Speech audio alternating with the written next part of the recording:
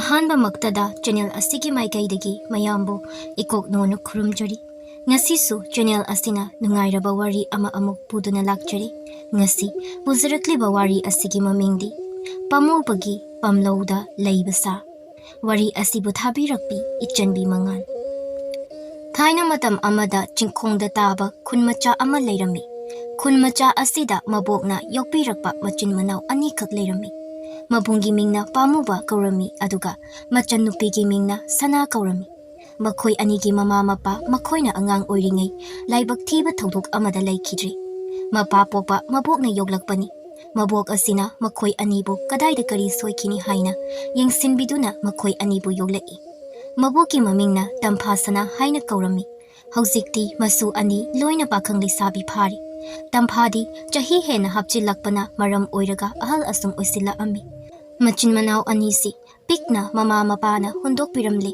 ꯄꯨ ꯄꯥꯡ ꯁꯨꯗꯅ ꯌꯣꯛꯏ ꯍꯥꯏꯗꯨꯅꯁꯨ ꯂꯝꯆꯠ ꯁꯥꯖꯠꯇ ꯁꯤ ꯑꯃ ꯁꯣꯏ ꯍꯥꯏꯅ ꯇꯥꯛꯅꯤꯡꯉꯥꯏ ꯂꯩꯇꯦ꯫ ꯊꯧꯒꯜꯂꯣꯟ ꯌꯥꯝꯅ ꯈꯪꯉꯤ꯫ ꯃꯊꯛ ꯊꯣꯡꯕꯗ ꯅꯣꯡꯃꯇ ꯀꯥꯏꯗꯦ, ꯃꯈꯥ ꯇꯥꯕꯗ ꯅꯣꯡꯃꯇ ꯑꯊꯤꯕ ꯋꯥꯍꯩ ꯁꯤꯖꯤꯟꯅꯗꯦ꯫ ꯃꯕꯣꯛ ꯇꯝꯐꯥꯅ ꯃꯈꯣꯏ ꯑꯅꯤ ꯑꯁꯤ ꯌꯥꯝꯅ ꯆꯦꯛꯁꯤꯟꯅ ꯌꯣꯛꯂꯛꯄꯅꯤ꯫ ꯃꯈꯣꯏꯅ ꯃꯄꯥꯡꯒꯜ ꯆꯥꯎꯔꯕꯅꯤꯅ ꯍꯧꯖꯤꯛꯇꯤ ꯃꯈꯣꯏꯅ ꯑꯃꯨꯛ ꯃꯕꯣꯛꯀꯤ ꯁꯦꯕꯥ ꯇꯧꯕ ꯃꯇꯝ ꯌꯧꯔꯛꯏ꯫ ꯄꯥꯃꯨꯕꯅ ꯆꯤꯡꯒꯤ ꯆꯤꯡꯃꯥꯏꯗ ꯄꯥꯝꯂꯧ ꯎꯗꯨꯅ ꯃꯇꯝ ꯃꯇꯝꯒꯤ ꯑꯣꯏꯕ ꯍꯩ ꯔꯥ, ꯍꯦꯟꯖꯥꯡ ꯅꯥꯄꯤ ꯑꯃꯗꯤ ꯐꯧ ꯊꯥꯗꯨꯅ ꯃꯈꯣꯏꯒꯤ ꯏꯃꯨꯡ ꯄꯥꯜꯂꯝꯃꯤ꯫ ꯃꯔꯝ ꯑꯁꯤꯅ ꯃꯈꯣꯏꯒꯤ ꯏꯃꯨꯡ ꯀꯥ ꯍꯦꯟꯅ ꯋꯥꯕ ꯅꯠꯇꯦ꯫ ꯄꯥꯃꯨꯕ ꯉꯁꯤ ꯄꯥꯝꯂꯧꯗ ꯆꯠꯅꯕ ꯁꯦꯝ ꯁꯥꯔꯤ꯫ ꯌꯥꯝꯅ ꯉꯜꯂꯤꯉꯩ ꯃꯇꯝꯅꯤ꯫ ꯃꯕꯣꯛ ꯑꯃꯗꯤ ꯃꯆꯜ ꯅꯨꯄꯤ ꯍꯧꯒꯠꯇ꯭ꯔꯤꯉꯩꯗ ꯃꯍꯥꯛ ꯊꯣꯛꯂꯛꯏ꯫ ꯏꯪꯊꯝꯊꯥ ꯑꯣꯏꯕꯒꯤ ꯂꯩꯆꯤꯜ ꯌꯥꯝꯅ ꯊꯥꯔꯤ꯫ ꯂꯥꯞꯅ ꯂꯩꯕ ꯃꯤ ꯃꯁꯛ ꯎꯗꯦ꯫ ꯄꯥꯃꯨꯕ ꯃꯥꯅ ꯑꯁꯨꯝ ꯆꯠꯄꯗ ꯃꯥꯒꯨꯝꯅ ꯆꯤꯡꯗ ꯄꯥꯝꯂꯧ ꯎꯕ ꯑꯍꯜ ꯑꯃꯁꯨ ꯂꯝꯕꯤꯗ ꯊꯦꯡꯅꯔꯤ꯫ ꯄꯥꯃꯨꯕ ꯃꯥꯅ ꯍꯥꯟꯅ ꯅꯣꯛꯐꯦꯠ ꯇꯧꯅ ꯑꯍꯜ ꯑꯗꯨꯕꯨ ꯀꯧꯏ꯫ "ꯃꯥꯃꯥ, ꯏꯪꯈꯣꯜꯗ ꯆꯠꯄꯤꯗꯣꯏꯔꯥ?" ꯅꯨꯄꯥ ꯑꯗꯨꯁꯨ ꯅꯣꯛꯂꯒ ꯈꯨꯝꯂꯛꯏ, ꯃꯥꯅꯤ ꯏꯕꯨꯡꯉꯣ, ꯏꯪꯈꯣꯜꯗ ꯑꯃꯨꯛꯇ ꯆꯠꯂꯨꯒꯦ ꯇꯧꯕꯅꯤ꯫ ꯅꯍꯥꯟ ꯃꯈꯩꯁꯨ ꯆꯠꯇ꯭ꯔꯤ꯫ ꯅꯌꯥꯝꯕ ꯑꯃ ꯂꯩꯔꯤꯁꯦ ꯃꯥꯅ ꯂꯣꯏꯅ ꯌꯦꯡꯁꯤꯟꯕꯅꯤ꯫ ꯑꯗꯨꯗ ꯑꯩꯁꯨ ꯀꯃꯥꯏꯅ ꯇꯧꯔꯤꯕ ꯖꯥꯠꯅꯣ ꯑꯝꯇ ꯌꯦꯡꯂꯨꯒꯦ ꯇꯧꯕꯅꯤ꯫ ꯑꯩꯗꯤ ꯅꯍꯥꯟ ꯃꯈꯩ ꯈꯪꯗꯦ꯫ ꯅꯪꯅꯒ ꯅꯨꯡꯇꯤꯒꯤ ꯉꯟꯅ ꯍꯧꯒꯠꯂꯤꯁꯤꯗꯤ ꯌꯥꯝꯅ ꯏꯪꯕ ꯖꯥꯠꯅꯤꯅꯤ ꯏꯕꯨꯡꯉꯣ꯫ ꯑꯩꯁꯨꯅꯦ ꯉꯁꯤꯈꯛ ꯍꯧꯒꯠꯂꯕ ꯀꯥꯟꯁꯤꯗ ꯈꯪꯉꯤ꯫ ꯑꯁꯤ ꯍꯥꯏꯔꯒ ꯅꯨꯄꯥ ꯑꯗꯨ ꯅꯣꯛꯏ꯫ ꯄꯥꯃꯨꯕꯁꯨ ꯅꯣꯛꯂꯒ ꯈꯨꯝꯃꯤ, "ꯃꯥꯃꯥ, ꯏꯪꯈꯣꯜꯒꯤ ꯂꯥꯏꯔꯦꯝꯕꯤꯅ ꯂꯥꯛꯑꯣ ꯂꯥꯛꯑꯣ ꯀꯧꯔꯛꯄꯗ ꯐꯃꯨꯡꯗ ꯇꯨꯝꯂꯒ ꯂꯩꯕ ꯌꯥꯕ ꯅꯠꯇꯦꯗ." "ꯑꯦ, ꯆꯨꯝꯃꯤꯅꯦ ꯅꯪꯅ ꯍꯥꯏꯔꯤꯁꯤꯁꯨ ꯏꯕꯨꯡꯉꯣ꯫ ꯑꯩꯈꯣꯏꯁꯨ ꯅꯍꯥ ꯑꯣꯏꯔꯤꯉꯩ ꯃꯇꯝꯗ ꯌꯥꯝꯅ ꯆꯠꯈ꯭ꯔ ꯄꯣꯠꯅꯤꯗ꯫ ꯍꯧꯖꯤꯛꯇꯕꯨ ꯏꯆꯥ ꯆꯥꯎꯔꯛꯄꯒꯤ ꯄꯣꯊꯥꯅꯤꯡꯉꯛꯑꯦꯅꯦ ꯏꯁꯥꯁꯦ꯫ ꯏꯆꯥ ꯆꯥꯎꯔꯀꯥꯟꯗꯕꯨ ꯀꯩꯗꯧꯋꯦ ꯍꯥꯏꯒꯦ, ꯈꯔꯁꯨ ꯑꯗꯨ ꯄꯣꯊꯥꯕ ꯌꯥꯔꯦ꯫ ꯑꯗꯣ ꯅꯪꯒꯤ ꯏꯪꯈꯣꯜꯗꯤ ꯀꯃꯥꯏꯅ ꯇꯧꯔꯤꯕ? ꯀꯩꯀꯩꯗꯤ ꯊꯥꯔꯤ?" "ꯍꯩ ꯔꯥ ꯈꯔ ꯑꯗꯨꯛ ꯊꯥꯔꯤ ꯃꯥꯃꯥ꯫ ꯊꯣꯏꯗꯣꯛꯄ ꯊꯥꯗ꯭ꯔꯤꯗ, ꯊꯥꯒꯦ ꯍꯥꯏꯅꯗꯤ ꯀꯟꯅ ꯍꯣꯠꯅꯔꯤ." "ꯍꯣꯠꯅꯧ꯫ ꯄꯥꯡꯒꯜ ꯐꯔꯤꯉꯩꯗ ꯇꯥꯟꯁꯤꯟꯕ ꯌꯥꯕ ꯂꯟ ꯇꯥꯟꯁꯤꯟꯗꯧꯅꯤ꯫ ꯑꯗꯣ ꯍꯛꯆꯥꯡꯗꯤ ꯍꯦꯟꯅ ꯃꯔꯨꯅꯤ꯫ ꯅꯪꯒꯤ ꯍꯛꯆꯥꯡ ꯑꯗꯨꯁꯨ ꯁꯣꯛꯍꯟꯕ ꯌꯥꯕ ꯅꯠꯇꯦꯀꯣ." "ꯍꯣꯏ ꯃꯥꯃꯥ, ꯌꯥꯝꯅ ꯆꯨꯝꯃꯤ."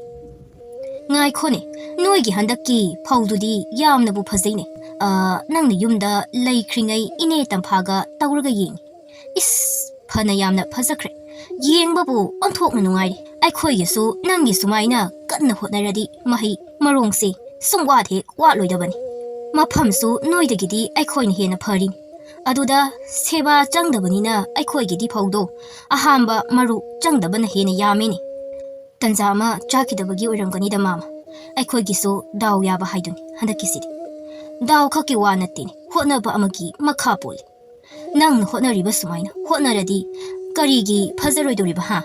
ꯐꯧꯗ ꯅꯠꯇꯦ, ꯑꯇꯣꯞꯄ ꯊꯥꯔꯤꯕ ꯎꯍꯩ ꯋꯥꯍꯩ ꯃꯌꯥꯝꯁꯤꯁꯨ ꯐꯠꯇꯕ ꯑꯃꯠꯇ ꯂꯩꯔꯣꯏ."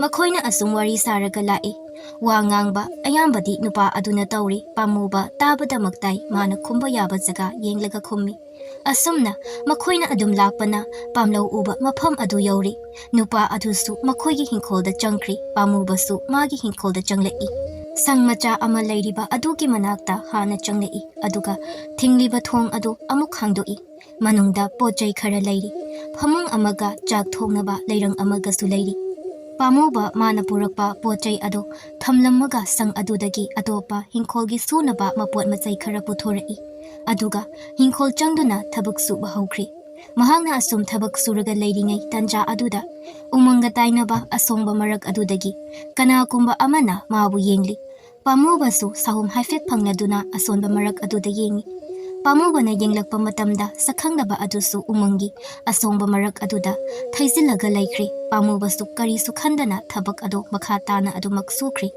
Ngaihak leiraga nungsa sadoraki. Nungsa sadorakpa ikui kuidana sana mabunggidamak chak thinba lai. Tacho, tacho, chak puri e, chak hana chatho ulao. Hoi hoi, laage. Sana su sang adugi mapanda phammi. Mana purakpa chak henzang singdo chaba yaba maongda semli. Pamubasu lagtuna makhut masa sengna hamdui. Sor ama sangna hondoklaga phamtharai. Is wai wai. Kari henzang thongliba. Jaraga adum khanglo si. Asi hairaga mana semlamba chak singdo mabungda pisilai. Pamubasu chakka lambaga chaktu lauraga chakri. Pamubana chak saringai matam aduda hinkhol yenge khanduna hogalai. Tacho adum charamo ai hinkhol janglaga yenglukigi. Hoi hoi yenguro. Asongba maraktaga jangsilunuko nungsa sagalakpa asida kai amuk thengnani. Asi hairaga sana sulai. Mahakna asum yenglai. Leiba khara kupna thukaiba aduda changlai. Mabungna karigumba maru khara hunni haikibani. Adubu mahakna lairiba mafam adu umanga khara nakngari. Mahakna asum lairiba matam aduda ugi mathakta karigumba amana chenbagumna tawrei. Sana mathakta phatno khatuna yengi karisu lairamdi. Nuksitla haina amuksu khalli amuksu uthak aduda karigumba amana chenbagum tawrei. Amuksu nokhatlaga yengluba matamda karisu lairamdi. Adudagi sana kiba ama yauksilai. Ngahak asum yenglamlaga lairambadagi kiba asum hensilaktuna makhong ado thuna yangna thangduna chelai. Asum chela aga mana hana phamlamba mafam aduda phamtharai. Magi matau aduda pamubana chak adu chana chana hanglai. Kari amuk tawri. Tacho nangi swaise kainomni. Nathanta laido kidro. Kaidawragi aina changlunu haidro. Adugi wanati aina hausi asomda yengbani. Karigumba ama leibagi moongda tawi. U mathakta tacho nang chiksinjawko. Taningdeko umang manak asida changsili. Sangana chenbagi makol oirangani. Aina ngasaidagi asomda lairikandasu tawrapani. Adu oirangani. Haina pamuba chak saba loisilai. Sanasu makhatana wa ngangdri. Pamuba makhut adu hamlaga hairai. Sese yari. Abokdo mathanda leibado nungairamoroi. Chalo. Hoi chaladawni. Sana chariba mayam adu loisilaga chatkri. Pamuba ngahak asum pothaduna leiramlaga thabak amuk suba haukri. Numidangi matam yoksilakpa aduda thabak loisili. Pamuba mathakta yengduna hairai. Nungsibo kamai tawdojano. Nungsi taragadi hunsinkiba maru mayamse loina hek chenthakrani. Asuk inkraba matamsida nungsi amuk tasila adi hakiba matamda amuk kahen inglani. Haina mayum tamna lai. Mayumda majan nupina sahanduna thamamba isingna masama u loina sengdokli. Aduga mabokkidamak hauriba maipu adu tii. Sanana chak thongli mabokna pamubada hairai. Ibungo marudo hunsinkrabro. Abo hunsinkri. Ado nongsi tarakadaba yamna mali. Nongse amuk tara adi asina amuk loina chenthokidoni. Nongsi takrasu henna insilaktoini. Ado nangbu hapa amta khanzilamdabro yamna tangba marun. Senthakradi amuk khannasu thiba phangaroi. Khanzilamdri abo numita silakpa aduda adum lai. Hayeng satpakanda khanzilamagi. Dansa aduda sanana hairai. Abo chak loiri. Chak sana batawrasira. Thiro nabungse thabak wana salubani chak lamamani. Sak ado sanana thiri chak hinjang charaba tongda makoi phamungda changduna pothana khri. Ahingi matamni haibaga tawbaga ahingi nongyai lasilakpa nongandawba matamsu khara watliba tanja aduda nongdu marik asum khitlambadagi yamna kanna hekta chutharai. Adumna nong kitang hena churakpada pamuba tumduna leiba yadraduna hogalai. Mana hogalakpa aduda machanupina hairai. Tacho hinkhol da chatoiro. Koi hinkhol chatradi yararoi. Amda aikhoigi thangjo gado amta puthoro. Asi hairaga mana mapi sisili machanupi su hogalaktuna mabungna chatpada pugadaba potchai loina mabungi manakta thammi aduga sanana hairai. Nong asukalansida chatoisibo kaisu tawroidro lambida su kanamata chatlamoi. Aiga puna chatlasira tacho. Yade nangne abokasida asum leiramo. Ai phatchaluge kaisu tawramoi. Ataisu hinkholda loina chatlarangani. Ai khakta nate hinkholda chatoisi. Phare. Ai satlageko aboka phasana leiramo. Ai satlakanda thongsi ningthina thingsilu. Ai satle chale. Asi hairaka pamuba maadi nonglak aduda jensat tawduna chatkri. Sana mabung chatkhiba adu haifet yingdamlaga thong adu lonsili. Nong adu amuka hena kansilakpa aduda imungda mai ama thalamlaga masu amuk phamungda changkri. Somdana pamuba chenchat lakpana hingkol yauri. Haisabagi wani atopa mioi amata hingolda chatlamde. Maha khaktani mafam asida laiba asi. Masada akiba amata phauda lai. Mabokna pirakpa hensang makhal amagi maru hunkiba mafam adu lai. Mahakna purakpa hapa aduna yamna thuna khanjinaba hotnari. Nong adusu asum kansilai. Adumna mana taubana thabak adu loisalai. Thabak loirakpadadi mahak masado pumchot chotli. Asumna loirabada sangmacha ama leiriba adugi manakta lai. Nong khara chotluba aduga masa adu yamna ingli. Umangda hana changlaga sang aduda leiramba mapi marol hana hongdoi. Phunga ama leiriba aduda mai amuk haugatuna ingliba masado ngihak asum sagatnaba hotnarami. Adumna mathanta leiringaidani nong ado makhol kankibana khonjal amata tadi adubu nong khara tapthara aba matam adudadi sang adugi mapal thangba saruktagi makhol ama tari. Pamuba thongse amukta hango ai ingbana loiri. Ai yamna ingli. Isa pumasu loina choli. Thong amukta hango. Khonjal adu mami sami tabada pamuba haife thong lomda yengi. Amuk tuminna laikiba aduda wakhal oirabra khanna amuk khanna mamai onsilaktuna mai tii. Mahakna adumna leiringai amukka hanna khonjal amana kaurai. Handakti thong adusu makhol thokna thilai. Pamuba ai yamna ingli thongse amukta hango. Ai yamna ingle pamuba. Pamuba praprak changsinduna thong adu hangi koina yengbada kana amata leiramdri mahakna adumna koina yenglingai makha thangba saruktagi khonjal amana hairai. Aini ai imungda changjahanbiyu. Ai isase ingbana yadri. Pamuba makhada yengtharai. Kairoi mayai oirap chawba ama leirami. Kairoi amana taibang mi nganglakpa aduda pamuba khangpre khangi. Akiba phawi ngakpana su loiri. Mahakna adumna ngaklaga leiringai kairoi aduna amukka hanna hairai. Ai manungda amukta changjaraki. Ai isa ase ingbana loiri. Pamuba tapna kairoi adubo kongkhatpirai aduga imungda pusila aga thong adu amuk hanna lonsilai. Kairoi adu ingbana masa thak thak ni. Pamuba kairoi adubu mainakta pusimbiraga thammi. Mai manakta leiba adu fauba kairoi adu masa nekli. Mahaki matu adusu pumchot chotli.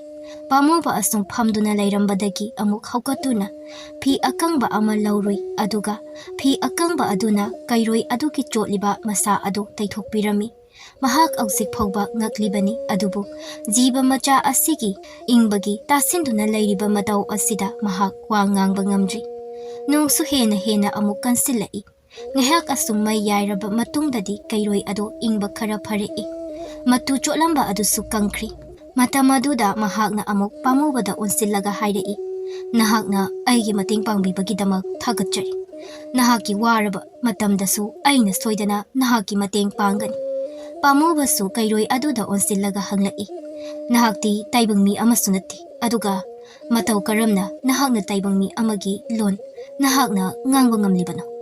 Masigi wari ase yamna sangi. Aigi tawzaruba thabak amagi mahaini. Khun asigi lairembina aingonda noma mangondagi bor anikhak nizabagi tanja ama phangki. Matam aduda aina ai ase taibangmi amagumna wa ngangba ngamhanbiyu haiduna nijaki. Amana yamna tangba posak ama nijaki. Masinani aina taibangmi amagi wa ngangba ngamlibasi. Adubo nangdi umangda leiba jiba amani. Karigi nangna mafam asida aigi nakta laklibano. Nahak aingondagi kari pami. Aihakna taibang miki lon ba pamlibase taibang miga aiga marup sanaba aina pambagini. Aihak nangi hingkol asiga umanga tainaba mafam asida leiriba ase phana yamna kuirabani. Adubu aihakti umangi sa asumaina nangonda wafam ase haiba ngamdi. Adubu nung asuk yamna tarakpa ingtham thagi asuk inglaba matam asida ikon leitaba u mathakta darak mongsongda leiba aidi ingba khangba ngamdraduna nangi nanak asida changlakpani. Sanbiduna nahakna aibu ingba asidagi kokpiri. Ainasu nangna waraba matamda soidana mateng pangani. Tanza aduda nong ngalai. Amadi nong churamba adusu tapthakri. Nangi na kondi leitabra. Leite. Ayuk nung tindana umang asiga tainaba mapamda le. Aduga.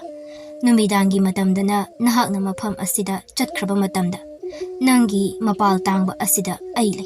Nangna ngasay lakpa matamda ay umangda sinsili. Adubu makha tana khangba ngamdabadagi ay thoglakpani.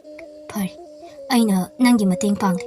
ꯅꯪꯅꯁꯨ ꯑꯩꯅ ꯋꯥꯔꯕ ꯃꯇꯝꯗ ꯃꯇꯦꯡ ꯄꯥꯡꯒꯅꯤ ꯍꯥꯏꯅ ꯍꯥꯏꯔꯤ ꯑꯗꯨ ꯑꯣꯏꯕ ꯇꯥꯔꯗꯤ ꯑꯩꯈꯣꯏ ꯑꯅꯤ ꯑꯃꯅ ꯑꯃꯗ ꯃꯇꯦꯡ ꯄꯥꯡꯅꯔꯁꯤ ꯑꯗꯨꯒ ꯏꯕꯥꯅꯤ ꯃꯔꯨꯞ ꯁꯥꯟꯅꯔꯁꯤ ꯅꯍꯥꯛꯅ ꯎꯃꯪꯗ ꯌꯨꯝ ꯂꯩꯇꯕ ꯑꯗꯨꯁꯨ ꯇꯣꯛꯂꯨ ꯑꯩꯒꯤ ꯁꯪ ꯑꯁꯤꯗ ꯅꯪ ꯂꯩꯔꯨ ꯑꯗꯨꯒ ꯏꯕꯥꯅꯤ ꯃꯔꯨꯞ ꯁꯥꯔꯁꯤ ꯀꯩꯔꯣꯏ ꯑꯗꯨꯅ ꯑꯃꯨꯛ ꯍꯥꯏꯔꯛꯏ ꯍꯣꯏ ꯅꯍꯥꯛꯅ ꯍꯥꯏꯔꯤꯕ ꯋꯥꯐꯝ ꯑꯗꯣ ꯌꯥꯝꯅ ꯆꯨꯝꯃꯤ ꯑꯩꯅ ꯅꯤꯖꯈꯤꯕ ꯕꯣꯔ ꯑꯗꯨꯅ ꯑꯩꯒꯤ ꯄꯨꯟꯁꯤ ꯇꯪꯈꯥꯏ ꯑꯃ ꯀꯛꯈ꯭ꯔꯦ ꯃꯔꯝ ꯑꯁꯤꯅ ꯑꯩꯅ ꯍꯤꯡꯒꯗꯕ ꯃꯇꯝ ꯑꯁꯦ ꯀꯨꯏꯗ꯭ꯔꯤ ꯅꯍꯥꯛꯅ ꯑꯋꯥꯕ ꯇꯥꯔꯕ ꯀꯥꯟꯗ ꯑꯩꯅ ꯁꯣꯏꯗꯅꯗꯤ ꯃꯇꯦꯡ ꯇꯧꯒꯅꯤ ꯑꯁꯨꯝ ꯇꯧꯅ ꯃꯈꯣꯏ ꯑꯅꯤ ꯃꯔꯨꯞ ꯁꯥꯔꯝꯃꯤ ꯅꯣꯡꯉꯥꯜꯂꯤ ꯅꯨꯃꯤꯠ ꯑꯗꯨꯒꯤ ꯑꯌꯨꯛ ꯑꯗꯨꯗꯤ ꯑꯗꯨꯛꯀꯤ ꯃꯇꯤꯛ ꯏꯪꯂꯤ ꯄꯥꯃꯨꯕ ꯍꯤꯡꯈꯣꯜꯗ ꯂꯩꯈꯣꯝ ꯌꯥꯝꯅ ꯊꯣꯛꯄ ꯑꯗꯨꯅ ꯏꯪꯒ ꯏꯪꯕꯒ ꯊꯕꯛ ꯁꯨꯔꯨꯗ꯭ꯔꯤ ꯏꯃꯨꯡꯗ ꯃꯩ ꯇꯤꯛꯂꯒ ꯀꯩꯔꯣꯏ ꯑꯗꯨꯒ ꯋꯥꯔꯤ ꯁꯥꯟꯅꯗꯨꯅ ꯑꯗꯨꯃꯛ ꯂꯩꯔꯝꯃꯤ ꯅꯣꯡ ꯈꯔ ꯉꯥꯟꯊꯣꯛꯂꯛꯄ ꯑꯗꯨꯗ ꯁꯅꯥꯁꯨ ꯍꯤꯡꯈꯣꯜꯗ ꯃꯕꯨꯡꯒꯤ ꯃꯅꯥꯛꯇ ꯂꯩꯔꯝꯃꯤ ꯉꯔꯥꯡ ꯃꯊꯟꯇ ꯆꯠꯈꯤꯕꯒ ꯑꯊꯥꯕ ꯃꯐꯤ ꯃꯔꯣꯜ ꯄꯨꯈꯤꯗꯕ ꯑꯗꯨꯗ ꯂꯥꯛꯄꯅꯤ ꯇꯥꯆꯧ ꯇꯥꯆꯧ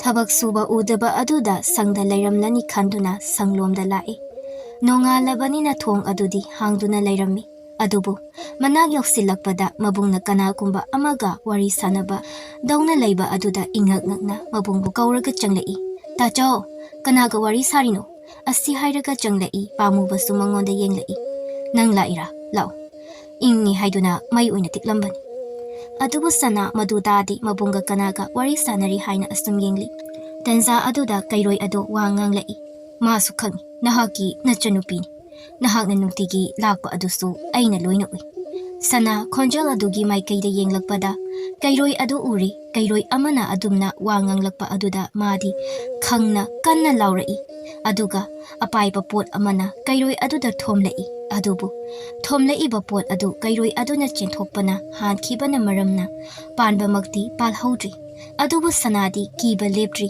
ꯄꯥꯃꯨꯕꯅ ꯃꯆꯟꯅꯨꯄꯤꯕꯨ ꯐꯥꯖꯜꯂꯤ ꯁꯅꯥ ꯏꯆꯟ ꯑꯝꯇ ꯉꯥꯏꯈꯣ ꯀꯩꯗꯧꯒꯦ ꯑꯩ ꯒ꯭ꯌꯥꯟ ꯇꯥꯅꯕ ꯋꯥ ꯍꯥꯏꯒꯦ ꯀꯩꯔꯣꯏ ꯑꯗꯣ ꯃꯆꯤ ꯑꯃꯗ ꯆꯪꯁꯤꯜꯂꯒ ꯂꯩꯈ꯭ꯔꯤ ꯁꯅꯥ ꯀꯩꯔꯣꯏ ꯑꯗꯨꯗ ꯃꯈꯨꯠ ꯊꯤꯜꯂꯒ ꯍꯥꯏꯔꯛꯏ ꯇꯥꯆꯧ ꯑꯁꯤ ꯀꯩꯅꯣ ꯑꯁꯤ ꯀꯩꯔꯣꯏ ꯅꯠꯇ꯭ꯔꯣ ꯀꯗꯥꯏꯗꯒꯤ ꯀꯩꯔꯣꯏꯅꯣ ꯁꯪꯁꯤꯗ ꯄꯥꯃꯨꯕ ꯃꯆꯟꯅꯨꯄꯤꯕꯨ ꯐꯥꯊꯔꯛꯏ ꯑꯝꯇ ꯉꯥꯏꯈꯣꯁꯦ ꯑꯩ ꯒ꯭ꯌꯥꯟ ꯇꯥꯅꯕ ꯅꯉꯣꯟꯗ ꯍꯥꯏꯒꯦ ꯀꯩꯗꯧꯒꯦ ꯉꯥꯏꯈꯣꯁꯦ ꯉꯥꯏꯈꯣꯀꯣ ꯑꯁꯨꯝ ꯇꯧꯅ ꯃꯆꯟꯅꯨꯄꯤꯕꯨ ꯐꯥꯊꯔꯒ ꯋꯥꯔꯤ ꯄꯨꯝꯕ ꯃꯉꯣꯟꯗ ꯌꯥꯝꯅ ꯁꯟꯗꯣꯛꯅ ꯂꯤꯔꯝꯃꯤ ꯑꯁꯤ ꯍꯥꯏꯔꯒ ꯃꯍꯥꯛꯅ ꯀꯩꯔꯣꯏ ꯑꯗꯨꯕꯨ ꯀꯧꯊꯣꯔꯛꯏ ꯀꯩꯔꯣꯏ ꯑꯗꯨꯒ ꯁꯅꯥꯒꯁꯨ ꯃꯁꯛ ꯈꯪꯅꯔꯝꯃꯤ ꯁꯅꯥ ꯀꯩꯔꯣꯏ ꯑꯗꯨꯕꯨ ꯀꯤꯕꯗꯤ ꯑꯣꯏꯗ꯭ꯔꯤ ꯑꯗꯨꯕꯨ ꯃꯌꯥꯝ ꯑꯗꯨꯗ ꯃꯍꯥꯛ ꯃꯈꯥ ꯇꯥꯅ ꯂꯩꯅꯤꯡꯕ ꯐꯥꯎꯗ꯭ꯔꯤ ꯇꯥꯆꯧ ꯑꯩ ꯌꯨꯝꯗ ꯆꯠꯅꯕ ꯇꯧꯔꯒꯦ ꯅꯪ ꯏꯪꯂꯝꯅꯤ ꯍꯥꯏꯗꯅ ꯐꯤ ꯑꯊꯥꯕꯁꯦ ꯊꯤꯜꯂꯛꯄꯅꯤ ꯑꯕꯣꯛꯇꯣ ꯃꯊꯟꯇ ꯂꯩꯔꯝꯒꯅꯤ ꯑꯩ ꯆꯠꯂꯒꯦ ꯅꯪ ꯆꯠꯂꯒꯦ ꯍꯥꯏꯔꯣ ꯍꯣꯏ ꯍꯣꯏ ꯆꯠꯂꯣ ꯑꯗꯨꯕꯨꯅꯦ ꯋꯥꯔꯤꯁꯦ ꯑꯕꯣꯛꯇ ꯇꯝꯒꯅꯨ ꯅꯍꯥꯛꯅ ꯍꯥꯏꯕꯗ ꯑꯕꯣꯛꯇ ꯒ꯭ꯌꯥꯟ ꯇꯥꯕ ꯌꯥꯝꯅ ꯋꯥꯒꯅꯤ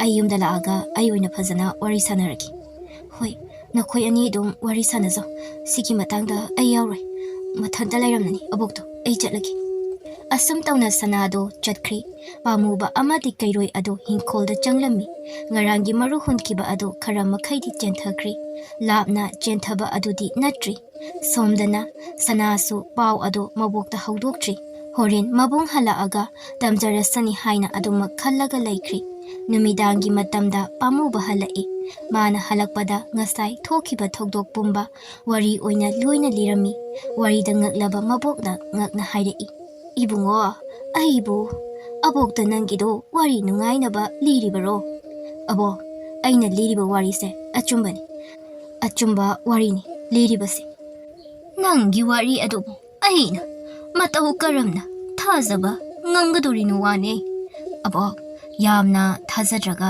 ꯑꯩꯈꯣꯏ ꯏꯆꯟꯁꯨ ꯊꯦꯡꯅꯕꯅꯤ ꯑꯩꯈꯣꯏ ꯏꯆꯟꯗ ꯍꯪꯉꯨ ꯃꯕꯣꯛ ꯑꯗꯣ ꯁꯅꯥꯗ ꯌꯦꯡꯂꯛꯏ ꯁꯅꯥꯁꯨ ꯇꯥꯁꯤꯟꯅꯗꯅ ꯆꯥꯛ ꯊꯣꯡꯂꯒ ꯂꯩꯔꯝꯕꯅꯤ ꯃꯕꯣꯛꯅ ꯑꯗꯨꯝꯅ ꯍꯦꯛ ꯌꯦꯡꯁꯤꯜꯂꯛꯄ ꯑꯗꯨꯗ ꯁꯣꯔ ꯑꯃ ꯁꯥꯡꯅ ꯍꯣꯟꯗꯣꯛꯂꯒ ꯍꯥꯏꯔꯛꯏ ꯑꯕꯣꯛ ꯆꯨꯝꯃꯤ ꯑꯩꯈꯣꯏ ꯇꯥꯆꯧꯅ ꯍꯥꯏꯔꯤꯕ ꯋꯥꯁꯦ ꯀꯩꯔꯣꯏꯗꯣ ꯃꯔꯣꯜ ꯊꯣꯛꯍꯧꯏ ꯁꯅꯥꯅ ꯑꯗꯨꯝꯅ ꯍꯥꯏꯔꯕ ꯇꯟꯖꯥ ꯑꯗꯨꯗꯗꯤ ꯃꯕꯣꯛ ꯑꯗꯨꯁꯨ ꯊꯥꯖꯔꯤ ꯅꯨꯃꯤꯠ ꯑꯁꯤꯒꯤ ꯃꯇꯨꯡꯗꯒꯤ ꯀꯩꯔꯣꯏ ꯑꯃꯗꯤ ꯄꯥꯃꯨꯕ ꯌꯥꯝꯅ ꯅꯨꯡꯁꯤꯅꯕ ꯃꯔꯨꯞ ꯑꯃ ꯑꯣꯏꯔꯛꯏ ꯁꯅꯥꯁꯨ ꯀꯩꯔꯣꯏ ꯑꯗꯨꯕꯨ ꯀꯤꯔꯝꯕ ꯑꯗꯨ ꯃꯥꯡꯈꯤꯗꯨꯅ ꯌꯥꯝꯅ ꯅꯨꯡꯁꯤꯅ ꯇꯧꯕꯤꯔꯤ ꯀꯩꯔꯣꯏ ꯑꯁꯤꯒ ꯃꯈꯣꯏꯒꯤ ꯃꯕꯣꯛꯀꯁꯨ ꯃꯁꯛ ꯈꯪꯅꯔꯤ ꯂꯩꯀꯥꯏꯒꯤ ꯑꯇꯣꯞꯄ ꯃꯤ ꯈꯪꯂꯗꯤ ꯃꯤꯒꯤ ꯃꯤꯁꯧ ꯆꯪꯂꯅꯤ ꯈꯟꯗꯨꯅ ꯑꯇꯩ ꯈꯪꯍꯟꯗꯅ ꯃꯈꯣꯏꯗꯨ ꯏꯃꯨꯡ ꯃꯅꯨꯡ ꯑꯃꯒꯨꯝꯅ ꯂꯩꯔꯛꯏ ꯃꯇꯝ ꯈꯔ ꯍꯧꯈ꯭ꯔꯦ ꯀꯩꯔꯣꯏ ꯑꯗꯨꯒꯤ ꯆꯠꯀꯗꯕ ꯃꯇꯝꯁꯨ ꯌꯧꯁꯤꯜꯂꯛꯑꯝꯃꯤ Chahi asi nong tadabana ikang thokli hinsang napi amata thaba yadri chingi lamga oibaga amukka hena khudong chadaba haibadu oiri pamuba masa adu tawfam khangdana hinkolda adumak leirami haira khara tharga lei adubo phau amata thaba yadraduna makhoina karamna nungaina leiba ngamgani makhoi pattatpa makhai warami laurok tha hendokri adubu laudi amata palhaudraduna makhoida cheng amata leitri ina khunba singdi wadi kota phau kaya ama paiduna leiri adubu madu waraba mayam asida yanthokpadi tawdi masagi konaroi haiduna pakhatlaba mali asumna asukwari badanja asida mabok tampa sanana yamna kanna sonjila ami saba thakpa wadpa thoiba mayam asida masu ani ki khanbada wakal adu sokpana hena anaba henjinbagi machak oiri thagdok asidi machin manawda waba tawfam khangdaba haibadu oirami thabak subagi isagi wawadagi amuk hendoklaga maboki phibam asi ubada wakhal amukka hena shokchinbagi phibamni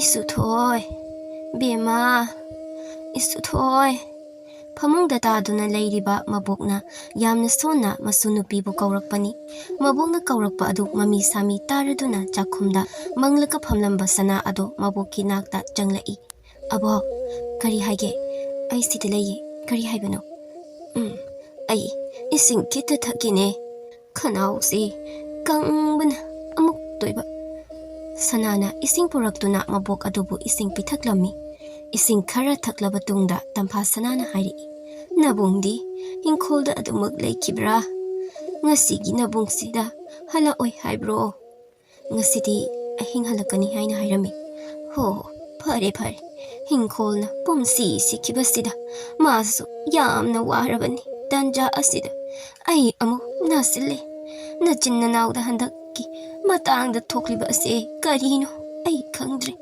abo wakhaldo yamna hena khansilun sumaina khangwa wari base nungairamdaigini hainabani aikoi nungairamdaigini khara warise tachoksu kaisu khandabani hai thaba singdo loina pale haibani wakhal hena khansilaga naba hensinnabani adugi saru wakhal nungaina khallaga isa kankhatna bahana honasi isa solaga karisu tawba yadabani masu nupigi waduda tampha sana nokphe tawi somdana pamuba sang adugi manakta phamli aduga ikang kanglaba hinkhol adu yengli thakiba kharadi hauri hana gumna yamna phajaba hinkhol haiba adudi oiba ngamdri mahaki manakta kairoi adusu phamli pamubana adum yenglaga leirambadagi hairei isingse khitang phangladi leiriba hinjang napigi maru mayamse loina hunjinba yarabani phau loktraso asumna adum tawraga yamna laina hingba yabani handaki kumse kamaina tawbano khangde matam khara tadaba oiramgani khara leiraga adum tajarkanida kairoi aduna hairakpani pamuba amuk matha sana solai aboksu nasilai jinjak matik chanasu piba ngamdri aboki mamai mamitka ikui kuiba sakfamdo ai yengdawba talabani adunani aina yumda handrisi nangna sida sum laikiba adusu abokna hena nungairamoi hoi ngasibudi chatlanida ngihak leiraga yumda chatladawni magi matau aduda kairoi adu nungaitana yengi hausik pamuba yamna wari matang asida mahakna pamubagi mateng panglagi haiba asi mahak chap yungnak laikri numitki manga leiringai kairoi amadi pamuba makhoi yumtamna lai yumdasu kaino loisilaga masama o sengdoklaga leiri numidangi matamni khara khajik thengzilakba matam aduda kairoi aduna makhoibu loina kausili tamphasana hiblaga leiriba mafam aduda mahakna kausili aduga hairaklami itaw aina haikiba aina sakhibagi matam ado yauri hauzik ai nakhoibu thadoktuna chatlani aina haikibani nakhoina waraba matamda aina soidana mateng pangani haina nakhoi hauzik yamna wari haiba ai khangi maram asina nakhoigi awaba ase koknaba aina khoida karigomba posak ama pigi asi hairaga mayadagi yamna langba nungomba ama lokthorei aduga hairei aina ani subani zaba bor ado masigi nung asini masini nung ase tho'u haiba posakta thokpa yai nakhoi gi yumda leibada aina mase sizinaba yai adubu mase loiba naiba sakti amani nong chuba numita aina nangi thongjinda lepa numit adusu aina mase sizinaba yai adubu aidi nahak kamarup saduna taibang migi marakta hingba pami maram asina aina mase sizina kidabani asi hairaga mahakna pariba posak ado pamubagi makutta sinarei nahakna aigi aningba pumnamak thunghanbiri aihak hojikti yamna nungai aina satkiba tarabasu nungaina satkiba haibado oirani madu sizinaraga nakhogi awaba pumba kokpa oiro aina mathangi mapok ama poklakpa tarabadi nakhogi marakta tinba yaba miwai marakta totna tinana leiba yaba jiba oina nakhogi nanakta ai soidana laki makhoi mayamdo kairoi aduda nuksina yengi kari haini haibadi makhoi su khangdri kuina lairaklebanina minungsi ama phauri satkhinudi hainingi adubu madu yabadi natte kairoi aduna makha tarai lakliba purnima numit asida aina hinkholda leiramba thokladi ai hingli aduga leiramdaba thoklagan ai nakhoidagi lapna chatkri haina khal ai chatlagi pamubana hairi asengba marup phangdaba aina nahaka thengnerubadagi marup amagi asengba wahang thok khangli nahak amuk khana aikhogi nakta lao aikhoisu nahak pungairamgi lairiba mioi ahumdagi amuk khana halakko haiba bor ado phanglaga kairoi ado yamna yangna chenthokri mahakna chatkhiba adu yenglaga makhoi ahumdu mamittagi mapi taithoi mathangi nonganbadadi nongsu tari amadi makhuta lairiba yai ado sizinaduna maboki awatpa hidak chana thaknaba kaya thokhalle hinkholda chatuna thagadaba hinjang napi loina thari ataidi fai matam khuding loina duna atum leirakpa pamubagi maphamda kairoi adugi awatpa adudi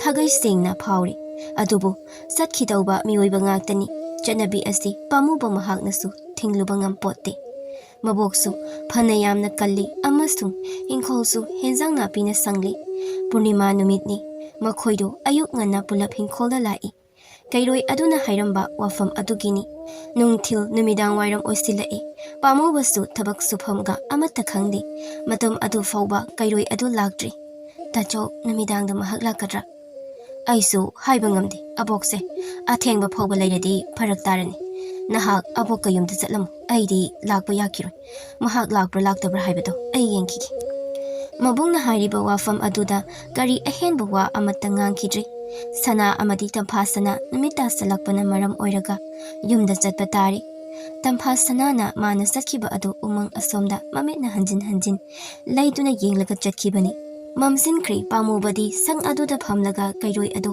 thoklakpra haina umang lomda yenglaga lei phana thenglaba phawba mahak machi lengdi masa adu ingba su phawdri adubu ahing adudi lankri lakdri aduma kairoi adu mafam aduda amuk khanna lakdri pamuba yumda halai pawpumba tari aduna karidi upailei makhoisu adumak leiba tari matam khara hawkri ingthamtha loisankri khara saba hawrakpa tanja adudani nongma sana ayuk nongalakpagi hawgalakpa matamda huinaw amakhak thong aduda khotlaga kaptuna leirami sana ingak ngakna hui adubu yenglaga lei huinaw adu sana lomda amuk chinsin imungda amuk chinsin gidawi tanja aduda pamubasu hawgalai mahaksu huinaw adugi matau adu yengli tanja aduda thonga lomdagi leikaigi mi amana laure aina sida leiramni khanglabani masigi huisi somda adum chatauda tauragale sana sauganuko aikhoigi hui macha kokpodo